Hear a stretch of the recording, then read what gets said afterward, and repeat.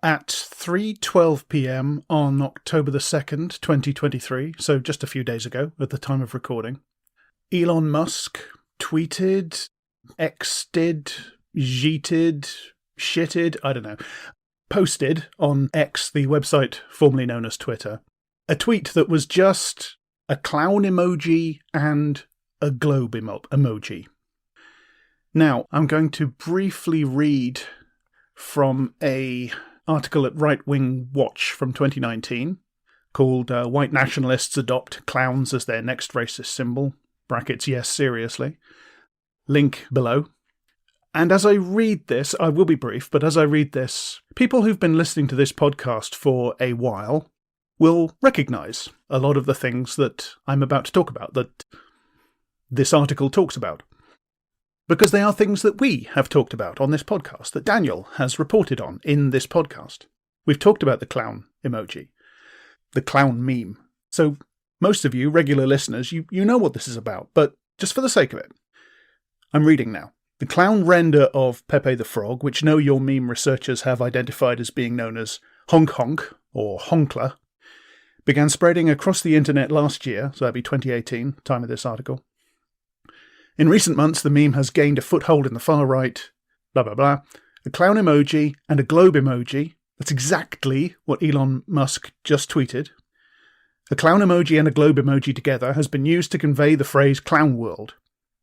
The phrase and accompanying emojis unify far-right social media users in their exasperation over an imagined state of collapse in the Western Hemisphere that they largely blame on immigrants and minority groups.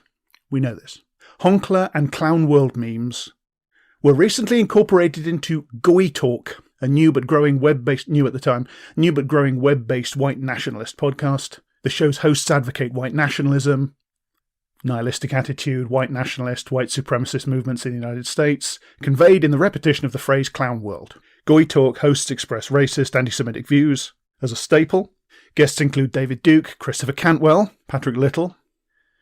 They are ultimately nihilistic about the state of the world, their ability to change it without mass organised action reminiscent of the violent writings of James Mason in his book Siege. So, as I say, regular listeners, you'll have heard us talk about most of that. So why am I doing this? Well, firstly, my apologies that it's just me, just Jack talking to you. No Daniel, no discussion, no great guest. I did think about inviting a guest for this, but I wanted to get it out as soon as possible. I'm doing this because I think this is an important issue. This is about Elon Musk and where we are with Elon Musk. I've left Twitter, or X, or whatever you call it now. I can't be on that site anymore. This isn't about me, but that's how I feel. And I'm on Blue Sky now. But I said on Blue Sky just the other day, Elon Musk advocates the great replacement theory, which is just white genocide. In code, in jokes, in, that's interesting, underneath tweets that advocate it, that kind of slimy stuff. But he does. He advocates the Soros conspiracy theory, which, as we know, is just like white genocide is encoded in great replacement. The protocols of the learned elders of Zion and all that. That's all encoded in the Soros thing. Just as Kulturbolshevismus is encoded in cultural Marxism. He advocates all this, again, in that slimy, indirect way, but he does. What do we call somebody that does that? This is one of the richest men in the world. This man has direct influence over American government policy. This man is integrated into the United States Defense Department. This man damaged Ukraine's war effort against the invader, the Russian invader, with his Starlink program, keeping it unavailable for them at a crucial moment. What do we say about somebody like this? I want to again read to you. This episode is really just going to be me talking about other people's work, other people's research, other people's writing. There's not much original here. So I'm going to read to you from an article called What Was Elon Musk's Strategy for Twitter? This is by Ben Collins at NBC News. Mainstream media, yeah, I know. This is still a good report, I think. On the day that public records revealed that Elon Musk had become Twitter's biggest shareholder, an unknown sender texted the billionaire and recommended an article imploring him to acquire the social network outright. Now, I'm going to chop and change this article around a bit to make my point clearer. And I'm leaving loads out, obviously. So go and read that right-wing watch article about the clown meme. Go and read this. Go and read all the things I'm going to quote from in this podcast. The wording of the texts matches the subtitles of the article. The Battle of the Century. Here's what happens if Elon Musk buys Twitter, which had been published 3 days earlier on the right-wing website revolver.news. The site is run by the far-right blogger Darren Beatty, or Beatty, I don't know, a former Trump White House speechwriter who was fired in 2018 for having spoken on a panel alongside white nationalists. For the optics, obviously, not from ideological disapproval. It was an optic, back in 2016 or 2018 when they still faintly cared about people seeing connections between them, the Trump campaign, that is, connections between them and the far right. After the January 6th attack, 2021, on the Capitol, which was an attempt at a fascist coup, let me remind you, Beatty promoted the baseless claim that the FBI planted agents. It's the whole Fed conspiracy theory thing. Beatty's political career appeared to be over when he was fired from his White House role as speechwriter for Trump in 2018. His removal came after CNN revealed he had spoken on a panel alongside Peter Brimelow, founder of white nationalist website VDare. Again, listeners will recognize this stuff from us, from other sources. You know what this is.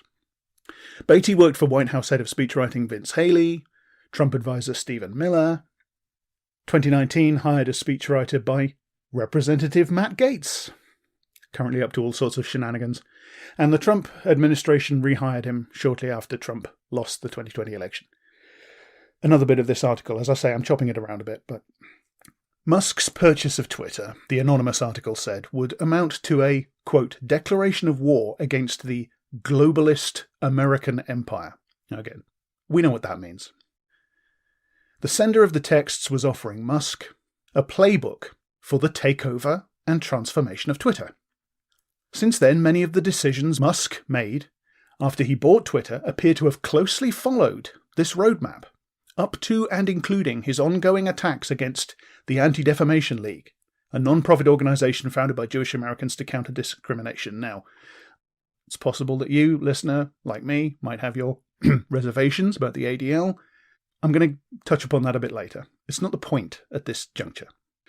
Back to the article. The text messages described a series of actions Musk should take after he gained full control of the social media platform. Step 1, quoting, Step 1, blame the platform for its users. Step 2, coordinated pressure campaign. Step 3, exodus of the blue checks. Step 4, deplatforming. The messages from the unknown sender were revealed in a court filing last year as evidence in a lawsuit Twitter brought against Musk after he tried to back out of buying it, The anonymous story, that's the story on Revolver News, published by Beatty, it's not saying he wrote it, we don't know who sent the texts, but the story on the website Beatty repeatedly attacks the Anti-Defamation League. It calls the ADL a danger to Musk's ownership, and said it was one of several, quote, powerful left-wing activist groups that had, quote, besieged Twitter before Musk bought it. The article then expressed sympathy for the Russian government-controlled news outlets Russia Today and Sputnik, saying they'd been unfairly cancelled after Russia invaded Ukraine. Musk ended the use of state-sponsored media labels on Twitter this year, dropping it from the accounts of Russia Today, Sputnik, and many other state-owned organisations. Musk's one-man war against the war against disinformation. That's me.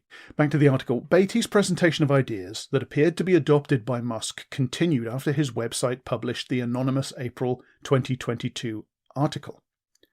The day after Musk's official October 2022 takeover of Twitter, Beatty appeared on the podcast of Steve Bannon, Trump White House chief strategist, and called for Musk to make internal emails from Twitter management public.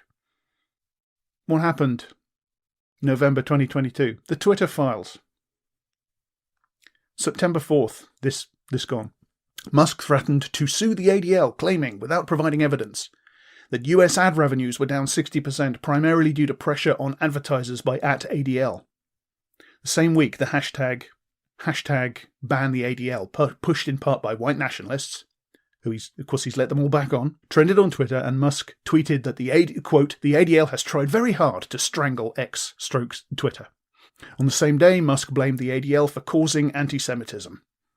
Classic anti-Semitic trope, of course. You will go and watch the old videos of his speeches. You will see David Irving saying this. Why do the Jews never wonder why they're so unpopular? Everywhere they go, people hate them. They never ask themselves if it's their fault. Classic anti-Semitic trope. The Jews, anti-Semitism's their fault. Quoting Musk now. Back to the article quoting Musk. The ADL, because they are so aggressive in their demands to ban social media accounts for even minor infractions, are ironically the biggest generators of anti-Semitism on this platform! ! 4 days later, Musk posted a meme with the caption, "Drop the ante, just Defamation League, it's cleaner." Now, that seems to me like Elon is directly following this playbook. More or less directly following a playbook that he was sent from, essentially, fascists, white nationalists. And certainly looks like that, doesn't it? I want to quote now from a couple of articles written by Marissa Kabas at her Substack. Marissa, listeners will remember, was on this show, very kindly agreed to come on as a guest last year to chat with me about George Santos. I've been following Marissa's career.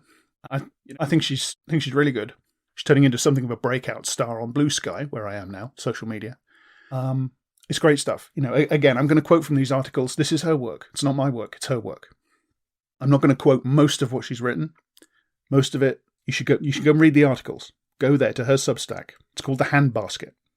Handbasketsubstack.com. Again, links below. Links in the show notes. Here's the text of of tweets from Musk that are quoted in this article.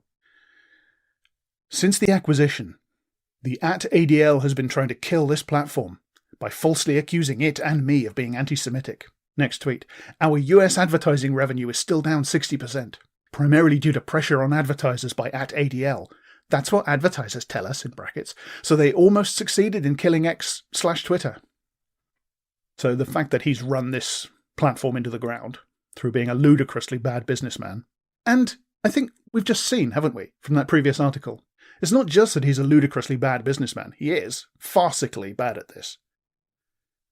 But it's also that he is not just in this to do business. He is in this for ideological reasons. I said this right the way back when this whole Musk buying, I'm not doing it, I was right after all, but I said this back when this whole Musk buying Twitter thing started. Yeah, he's fallen into it bass backwards, but also this guy's pilled, and he wants to use this.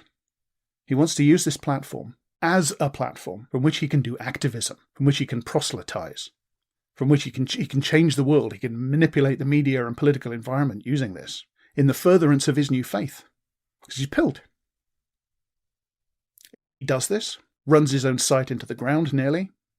It's the ADL's fault, because they point out the anti-Semitism that is now rife on Twitter, because he's been destroying any kind of content moderation, letting back all the banned right-wing extremists and fascists and white nationalists.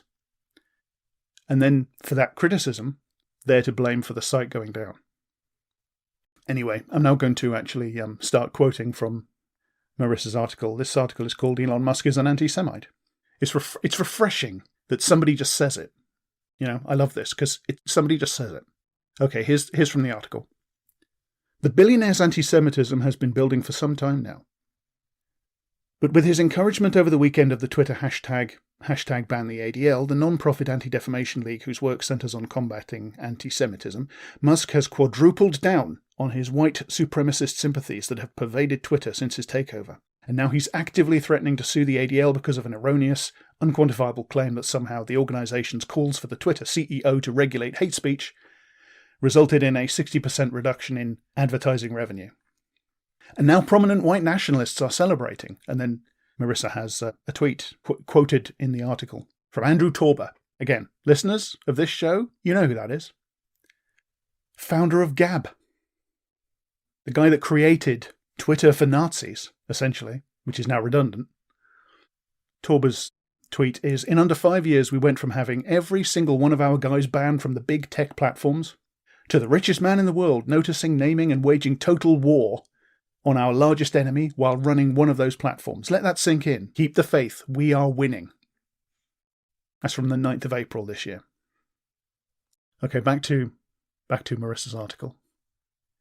Musk's anti-Semitism has gone into overdrive past few months. In May, he launched an attack on Holocaust survivor and billionaire philanthropist George Soros, saying, quote, he wants to erode the very fabric of civilization. Soros hates humanity. What is that? We know what that is. Again, Marissa. In July, a pair of European organisations took legal action against Musk's Twitter for failure to remove explicitly anti-Semitic tweets. Quote, 4 of the tweets denied the Holocaust in explicit terms. One said blacks should be gassed and sent with SpaceX to Mars, according to The Guardian, while a 6th compared COVID vaccination programs to mass extermination in Nazi death camps. All were reported in January, but Twitter ruled that 3 of the tweets did not violate its guidelines and failed to respond to the other reports, the legal action claims, unquote. That was The Guardian. Back to Marissa. The Guardian also shared these alarming statistics. Quoting The Guardian, analysts detected 325,739 English-language anti-Semitic tweets in the 9 months, from June 22 to February 23, with the average weekly number of anti-Semitic tweets increasing by 106%. When comparing the period before and after Musk's acquisition. The rate of creation of anti-Semitic accounts more than tripled in the period after Musk's takeover. Okay, unquoting The Guardian, back to Marissa. Musk is such a rabid anti-Semite that The Forward, a Jewish media outlet, has a running list of all the anti-Semitic things he said going back as far as 2018, because again, this isn't new. The current form of it, yeah, but anti-Semitism in itself, this is not new for Elon. Back to Marissa. The list includes Musk's reinstatement of Kanye West's account after the anti-Semitic rapper was suspended for inciting violence by tweeting a photo of a swastika combined with a Star of David. It also mentions how a former Twitter employee who is Jewish was forced to flee his home because of anti-Semitic threats, sparked by Musk publicly implying that he supported paedophilia. We know who that was. That was Yoel Roth. Musk's just been tweeting about how he's supposedly this inhuman monster. Evil, dangerous, inhuman monster. Can't let go of it. Back to Marissa. And we can't forget the time he tweeted a quote from neo-Nazi Kevin Alfred Strom that's often misattributed to Voltaire. Again, you listen to this show, you know what that is. That's to learn who rules over you, simply find out who you are not allowed to criticise. Voltaire. Wasn't Voltaire. It was neo-Nazi Kevin Alfred Strom. Quoting Marissa, to be clear, the ADL is itself a flawed organisation. This is great. This is important this be said. One of their core values is that any criticism of Israel is equal to anti-Semitism. In a report they released this past April, the ADL wrote quoting the ADL, some anti-Israel activists and ideologues who would normally recoil from overt anti-Semitism may incorporate classic anti-Semitic themes into their attacks on Israel and its supporters. Unquote. Now, I think that's true. The trouble with the ADL is that they interpret pretty much all criticism of Israel in those terms. That's me. Back to Marissa. As an organisation, they often equate right-wing anti-Semitism with progressive criticism of Israel's leadership and policy, and balk at the assertion that Israel's subjugation of Palestinians constitutes an apartheid state. In fact, I've read their stuff. They explicitly say that calling Israel an apartheid state, which is objectively true, is anti-Semitic, which it's not. Back to Marissa. But we can hold two things true at once. The ADL is not representative of all American Jews, and Elon Musk is an anti-Semite who's singling out the organisation as a stand-in for all of us. That's perfect. You know, it's so important that we said, and that's correct. And I'm now going to quote from another article of Marissa's, again, at the Handbasket Substack. Go there, read it, subscribe, read her stuff. She's great. This is her work, not mine. I'm quoting her. It was another banner week for Musk. This is a more recent article. It was another banner week for Musk. He dressed up as a cowboy with his hat on backwards and went to the US southern border to pretend he understood immigration policy. After taking aim at people attempting to migrate to our country, he took to Twitter to talk about the banal things he learned from his border jaunt and then took a hard right turn into German politics. Even for him, it was shocking.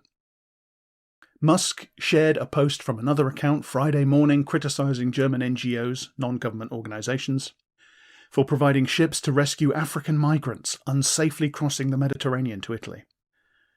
Quoting the Post, "These NGOs are subsidised by the German government. Let's hope AfD wins the elections to stop this European suicide," the account wrote. What's AfD? Alternative for Deutschland. It's the far right in Germany. If another brilliant former guest of the show, Annika Brockschmidt, was here, she could tell you all about them. In fact, I think she did talk about that a little bit on the show that she came on to do. Musk shared that post, then added his own commentary asking, "Is the German public aware of this?" The German Foreign Office responded, "Yes, and it's called Saving Lives." 7 hours later, Musk shot back, "So you're actually proud of it? Interesting. Frankly, I doubt that a majority of the German public supports this. Have you run a poll? Surely it is a violation of the sovereignty of Italy for Germany to transport..." I can't even fucking read it. Has invasion vibes. Germany's transporting numbers of illegal immigrants to Italian soil. Has invasion vibes. So that second article from Marissa is called "Elon Musk Crosses the Border to Nazi." And you know, I think that's right. If it walks like a Nazi, and it talks like a Nazi, if it advocates white genocide theory and protocols of Zion via Soros paranoia and cultural Marxism, if it tacitly or indirectly supports the AfD, Alternative for Deutschland, in Germany, explicitly a far-right fascist organisation, describes African immigrants being saved from drowning and then dropped off safely on Italian shores, describes that as invasion. What is that? That's the camp of the saints. So I think Marissa's absolutely right, and I think it's really valuable that she's saying this. Again, go and read her stuff, subscribe to her Substack, she's great. Go and read all these things that I've read from, because again, this is other people's research. I don't know, people. If you listen to this show, chances are you're not a fan of Elon Musk, you know. You probably weren't a big admirer of Elon Musk going in, you know. A lot of you listening to this are probably thinking, you know, Jack, old news, where have you been? I just think we need to be talking about this. I think we need to be aware of the fact, and we need to be talking about the fact. I humbly submit that we need to be talking about the fact that one of the richest men in the world, one of the most powerful men in the world, incidentally, what a system that allows somebody as monumentally incompetent and foolish as Elon Musk to wield this kind of power. But one of the most rich and powerful and influential men in the world, a man who is partly integrated with the most powerful army in the world, who is having a direct impact on whether Ukrainians can fight for their freedom against the Russian invasion. The man who owns the most significant social media platform and is now running it as essentially a Nazi Chan board. He is basically a Nazi. You know, has he read Mein Kampf? You know, does he subscribe to the doctrines of Carl Schmitt? I don't know. I don't think so. That's not the point. Nazism is actually an intellectual doctrine. You want to see what Nazism actually is? I've just read it to you. And he's not just in ideological sympathy with these people. He's not just one of them. Apparently looks like to me anyway, from Ben Collins' report, he's actively taking direction, or at least advice, on how to run the world's most significant social media company that he owns, to how to use it as an ideological weapon. That's where we are now. So, that's really all I wanted to talk about. Thanks for listening. If you have listened, if you've gotten all the way through, that's great. Thank you very much. I know it's just me talking at you. No conversation, no Daniel, no guest. It's a bit rough. But I wanted to do this because I think this is really, really, really fucking scary. As my friend Kit says, this is not a drill. And again, if you're a regular listener, you know this. Doesn't mean we shouldn't keep saying it. Okay, so I'm going to check out now. Thanks for listening. I know I keep saying this, but I Don't Speak German is on its way back. It's been a while now, but we are coming back, both of us. So hang in there. And I don't know, I hope you found this interesting. I hope you found some value in it. Let me know. Anyway, signing out. Thanks, everybody.